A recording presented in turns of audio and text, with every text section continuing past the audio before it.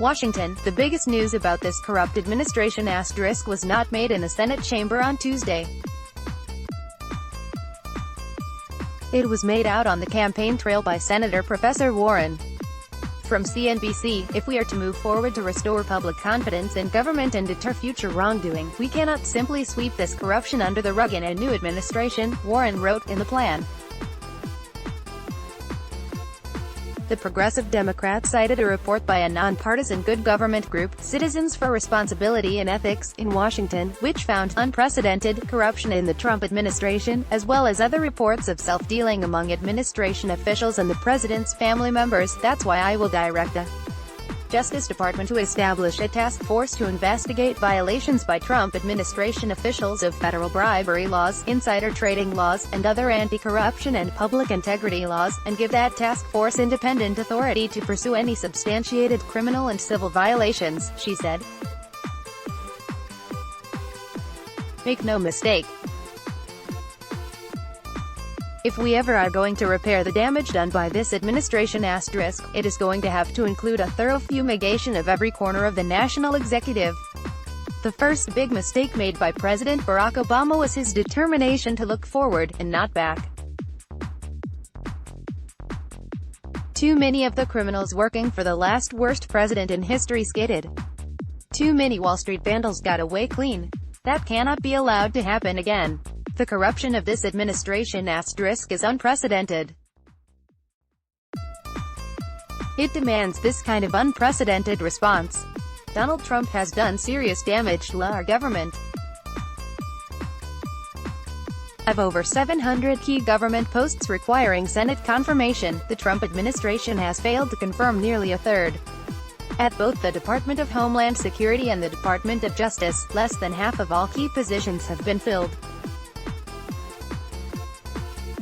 The Trump administration has had 28 acting cabinet secretaries over 3 years, more than the total number of acting secretaries in either Bill Clinton or Barack Obama's 8 years in office. Senior career civil servants have been leaving the Trump administration at a record pace. Approximately 1 in 5 members of the senior executive service left the administration in 2017, a far greater share than during previous transitions, draining the agencies of long-held expertise and institutional knowledge. Of the positions he has filled, Donald Trump has been stacking the government with lobbyists, campaign donors, and cronies.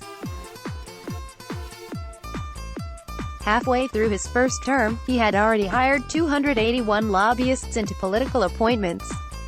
Shortly after being elected, 38% of those he picked for high-level government jobs were donors, and during his first 2 years, 40% of his ambassadors came from outside the Foreign Service. The mix of industry insiders and donors has both created turmoil and opened up an opportunity for big businesses to tilt the rules in their favor. This government run by and for lobbyists has dismantled workplace safety and environmental rules, healthcare protections, and dozens of other programs and regulations that benefit working people. We might as well look to the future, because the present is too dismal to contemplate. In the Senate on Tuesday, the Republican Party, represented by its majority caucus, formalized its fealty to this renegade administration asterisk. It had several chances to demonstrate a modicum of independence, a smidgen of human courage, and it failed every time. Senate Democratic leader Chuck Schumer proposed amendments to add further documents and witnesses to the deliberations. All of them failed by a straight, party line 53-47 margin. No Republican was distinct from Mitch McConnell on Tuesday. No one. Alex Wong, Getty Images. In this, no Republican was different from any other Republican. Lisa Murkowski and Tom Cotton were the same. Tom Tillis and Ted Cruz were the same. Cory Gardner and Jim Inhofe were the same. Romney and Ben Sasse were the same as Mike Rounds and Mike Enzi. And they were all the same as Mitch McConnell. There were no moderate Republicans in the Senate on Tuesday. There were no never-Trumpers. There were only collaborators. There was no independence in the Senate on Tuesday, only complicity. And it was a deadening, sad thing to watch. The only real reaction was another cup of soggy oatmeal from the increasingly useless Susan Collins.